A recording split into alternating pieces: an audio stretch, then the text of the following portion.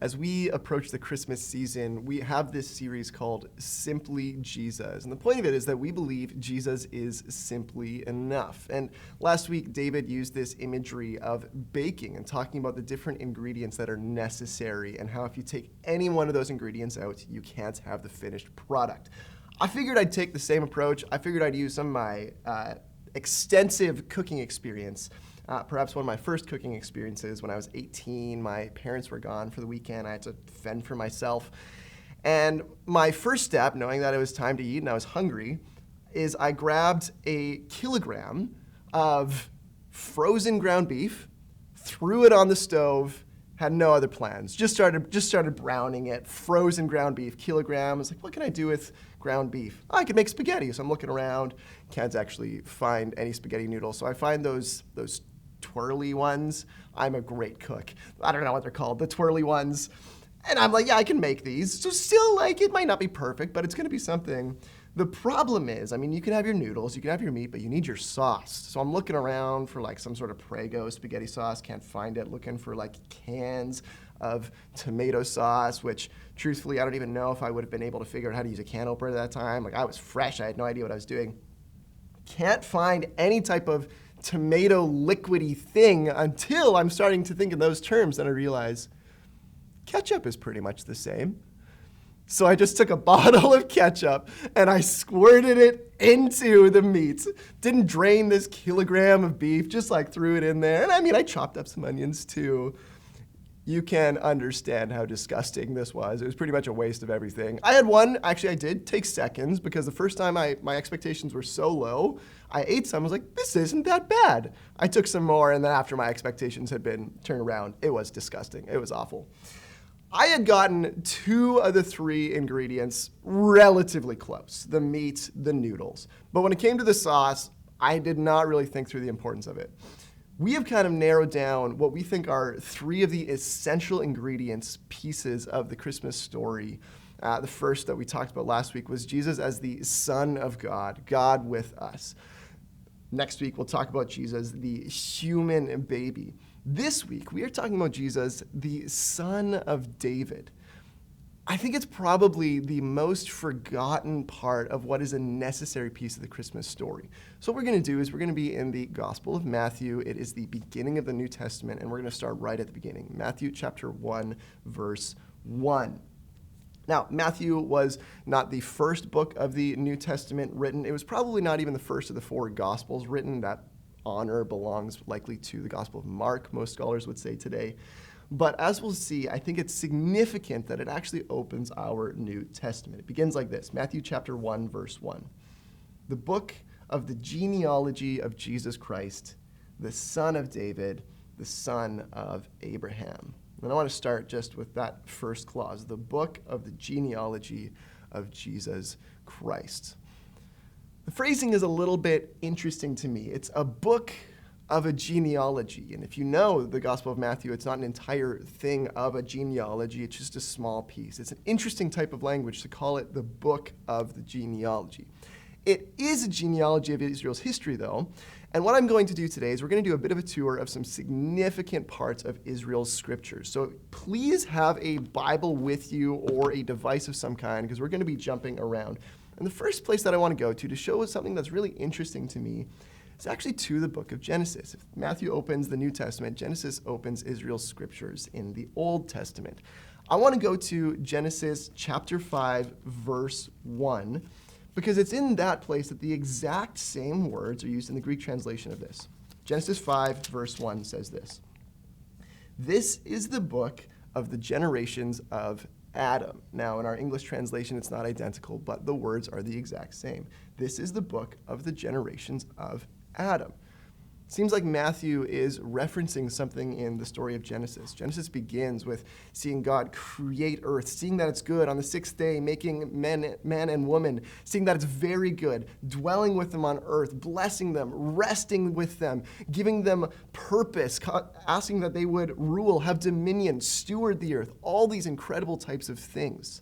I think Matthew is intending for us to see the connection. If you still don't know why I'm talking about this, let me show you exactly what the words are that Matthew is using to open his gospel. Biblos Geneseus, the book of Genesis. See, Genesis chapter 1 and 2 opens with God's intentions and purposes for humanity, for creation. It opens with a world without pain and suffering, a world that is in constant union with God himself. I think what Matthew is wanting to say is we are back now with Jesus in that exact same place. We are back in the Genesis book. This is the creation story of Jesus Christ. What is so fascinating to me is that in this creation story of Jesus Christ, this relaunching of creation, if you will, Jesus actually restarts creation. The first thing that he does, that Matthew wants us to see in this restarting of creation, is that Jesus is the Son of David. It's what comes next in the verse. The book of the genealogy of Jesus Christ, the Genesis book of Jesus Christ, the Son of David, the son of Abraham. Wow. The crowd goes wild with recognition of the significance of this moment. Probably not. Now, to a 21st century audience, it just seems like we are recognizing a previous ancestor of Jesus. But to a first century Jewish audience, the statement could not be more clear. It would recall a promise given to Israel way back in 2 Samuel. So once again, take your Bibles. Go to 2 Samuel chapter 7. 2 Samuel chapter 7, this is the story of David, who was the king through whom God established Israel as a prominent national entity on the world scheme. And here, Nathan the prophet, what a great name, Nathan the prophet speaks to David. He starts, we're going to start at chapter 7, verse 12. When your days, that is when David's days are fulfilled, and you lie down with your fathers, I will raise up your offspring after you, who shall come from your body, and I will establish his kingdom. Simply saying, David, you are going to have a king. He shall build a house for my name, and I will establish the throne of his kingdom forever. I will be to him a father, and he shall be to me a son. When he commits iniquity, I will discipline him with the rod of men, with the stripes of the sons of men. But my steadfast love will not depart from him, as it took it from Saul, whom I put away from before you. And your house and your kingdom will be made sure before me forever. Your throne shall be established forever. From that moment, God's promises to Israel are connected to this forever kingdom. It didn't seem like it worked out, though.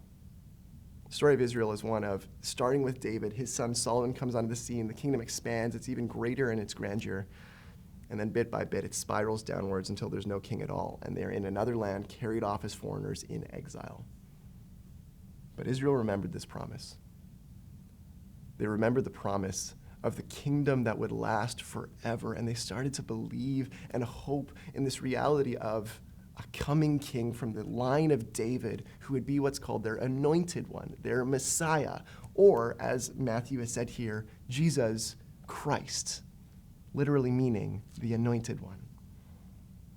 If you still don't see the significance of this, if you think I'm just kind of rambling, I want you to notice how Jesus begins his ministry in the Gospel of Matthew. It starts in Matthew chapter 4, and this is what he wants to see. Chapter 4, verse 17. From that time, Jesus began to preach. His ministry begins. And he says, repent, for the kingdom of heaven is at hand. Or again, in verse 23, he went through all Galilee, teaching in their synagogues and proclaiming the gospel of the kingdom, healing every disease and every affliction among the people. It seems like in Matthew's presentation of this creation story of Jesus, the first thing it wants us to see that he's the son of David. In Jesus' own ministry, beginning with the proclamation of this kingdom, that the first message of Jesus is the kingdom. It is the primary way to understand who Jesus is and what he's done, is in the words of the kingdom. And here's why I think this is so significant. I actually think there's things about our present cultural moment that we latch onto when it comes to the reality of the kingdom. We are increasingly a justice-oriented culture. We want to see the marginalized to be people who are thriving. We don't want people to be disenfranchised. We want to look out for the orphan and the widow. In Scripture, and especially in the New Testament, that language is attached to the kingdom. Jesus' proclamation of the kingdom is a place of justice and mercy. It is, in fact, despite the words seeking the kingdom of heaven, it is an earthly reality. It's about seeing things change here on earth. And you might be confused. Maybe you think when Jesus is talking about the kingdom of heaven, it's about this place in the clouds that you escape to.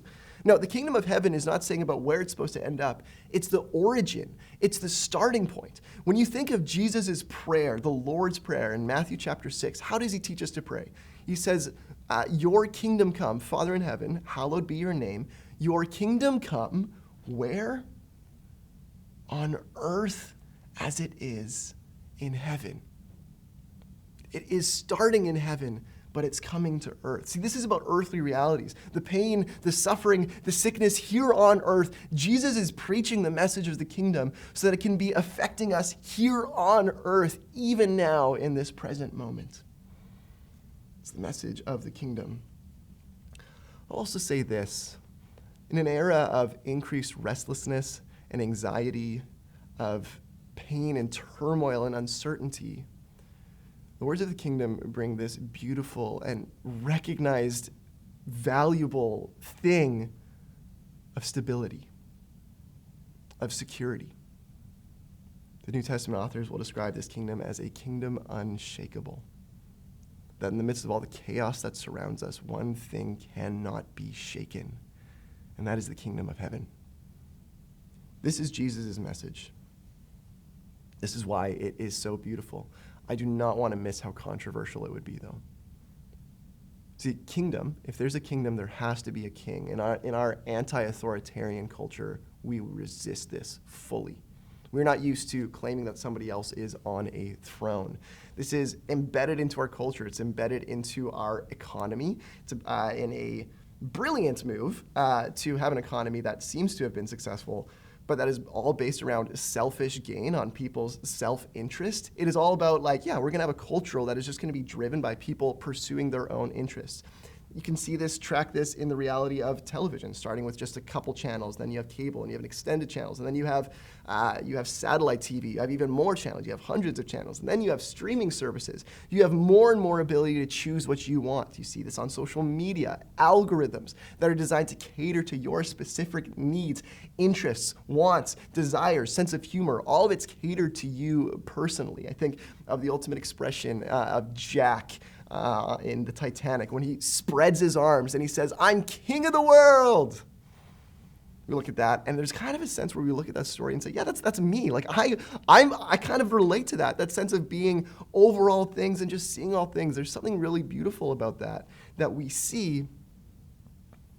So Jesus' words of the kingdom seem kind of controversial. We're not interested. And to be fair, it's not just our present cultural moment that would see this as controversial. It was controversial back then. It's part of the reason Jesus himself was killed. Jesus, in chapter 2, is going to come on the scene, and he's going to encounter Herod the king as a little baby, or the story pits them together. Herod is introduced as the king. Jesus is introduced as the king of the Jews. And once Jesus is named king of the Jews, that title of Herod the king almost disappears from the story altogether. This is challenging that reality. See it at the end of the book of Acts as Paul, this great missionary who extended the kingdom of God, the message of the kingdom, throughout all nations past Jerusalem. The book of Acts ends in Rome, standing in the center of the Roman capital, which to that point would have been the greatest global superpower in human history. And what does Paul declare? The rule, the lordship of Jesus in Caesar's own domain. See, there's this claim that's being made, and it's controversial, about Jesus being king and Caesar not being king. It's about Jesus being king and Herod not being king. This is part of the controversy, this scandal of what was happening, what Jesus' mission was about. But I really do believe that if I was to say this about some of our political figures today, it's possible that we would get more applause than controversy. I could say Jesus is king, Trudeau is not, and some of you might say, yeah. I could say that about our previous prime minister. Jesus is king, Stephen Harper is not, and others of you might applaud and say, yes, We could do this, Jesus is king, Biden is not, Trump is not, Putin is not. We could extend the list. The controversy is not what it used to be. But I think the main controversy for us today is to say Jesus is king, I am not. I am not king. It's to say, listen, I don't have what it takes. I don't know how to fix my own problems, but Jesus does, because he's king and I am not. It's to say, I'm not sure what's best to do. I don't actually have the best read on what's good for myself, for my family, for my friends, for the world, but Jesus does, because he's king and I'm not. It's to say that the competing weight of expectations that are crushing me, the things that I can't handle, the competing challenges, other people putting them on me, I don't know how to carry this. But Jesus does, because he's king and I am not. It's recognition of the authority and of the kingship of Jesus. And it's challenging because we do know many stories of people in power who should not be trusted, people in authority who have abused that position. And that's totally fair, totally legitimate, and needs to be acknowledged. But can I just remind you here that Matthew presents Jesus not only as the son of David, but also as the son of Abraham. Verse 1, once again, the book of the genealogy of Jesus Christ, the son of David, the son of Abraham.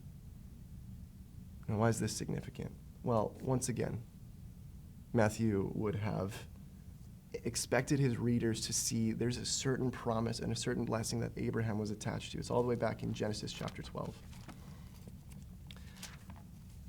He says to Abraham, God says to Abraham in Genesis chapter 12, go from your country and your kindred and your father's house to the land that I will show you. And I will make of you a great nation. I will bless you and make your name great, so that you will be a blessing. I will bless those who bless you, and him who dishonors you I will curse.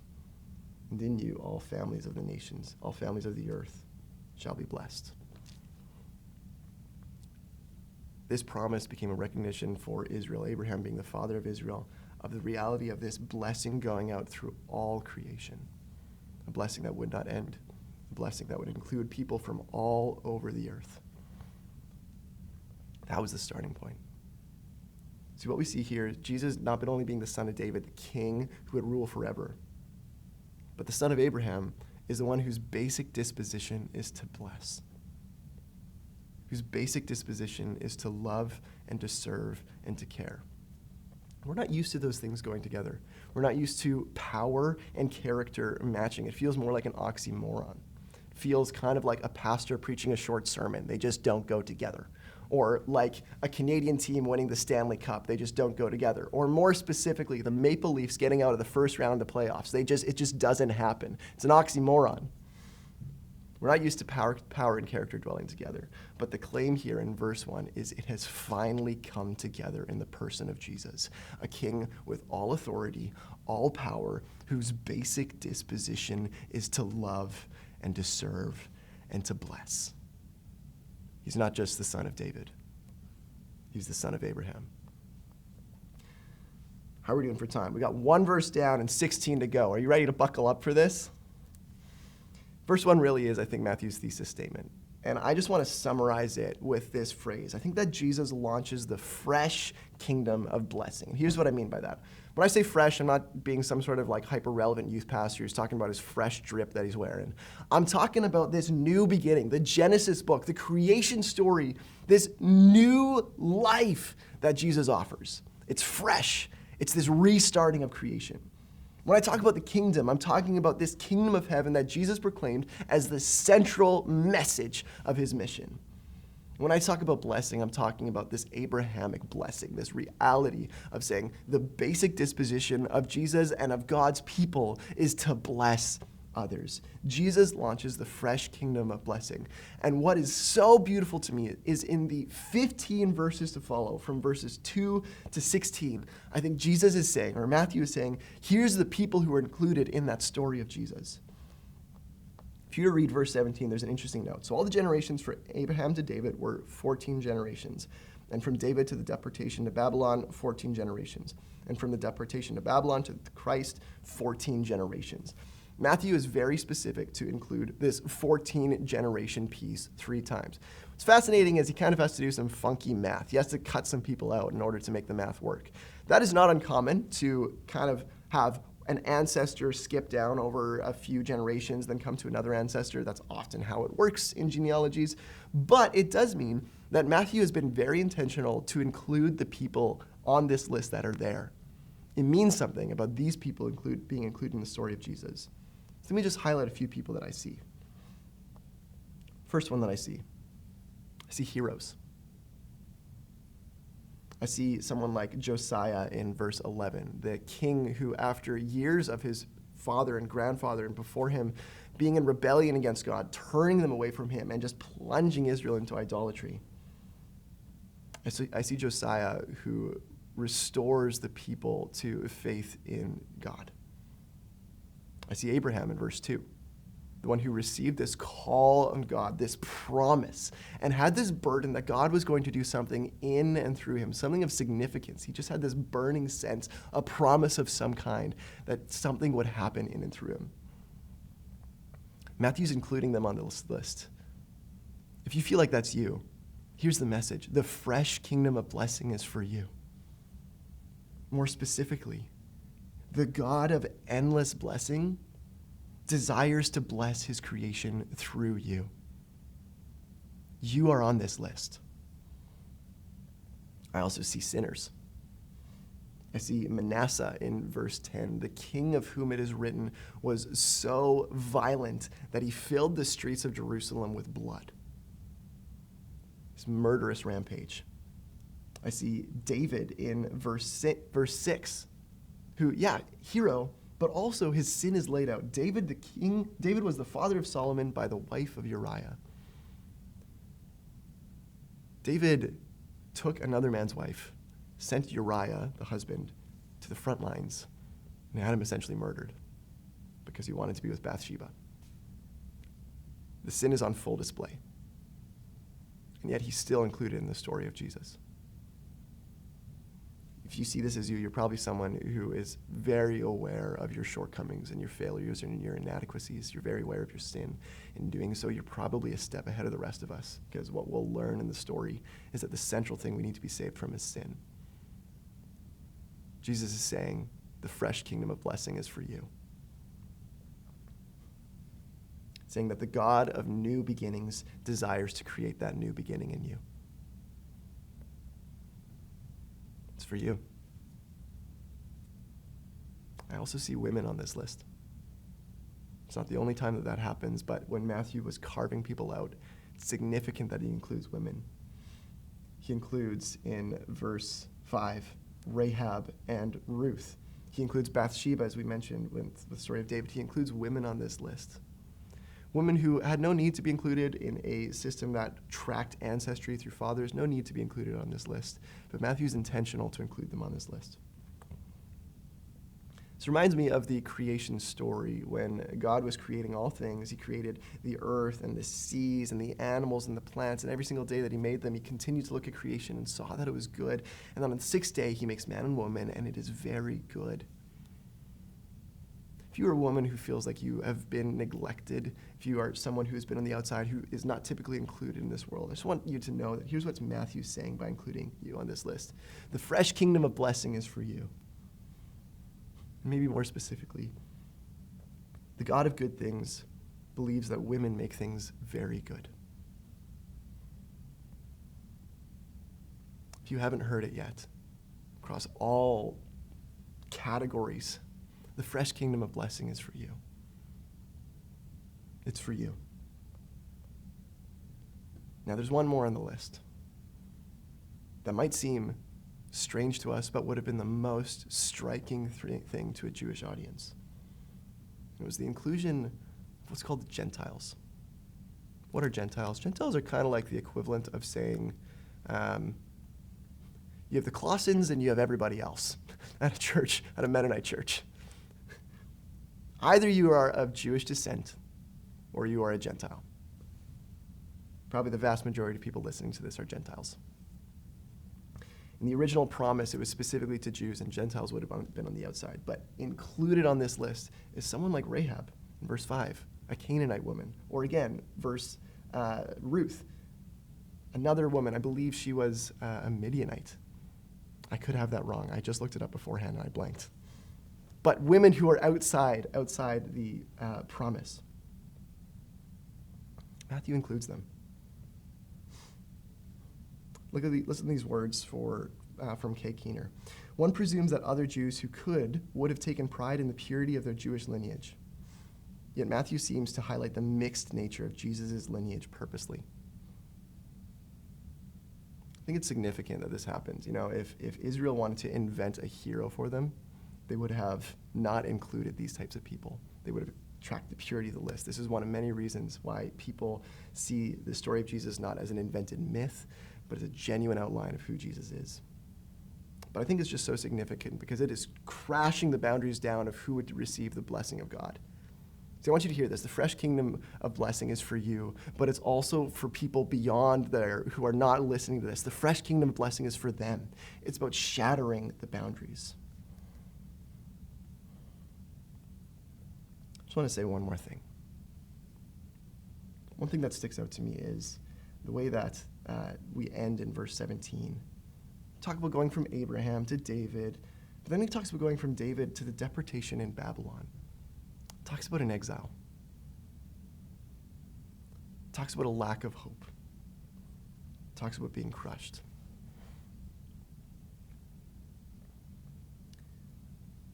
It's significant to me that this might have caused Israel, this sweeping through of generation after generation, to have a crescendo of hope. But mixed within that is a recognition of the exile. Mixed within that is the recognition of over 40 individuals who died before they saw these things come to pass.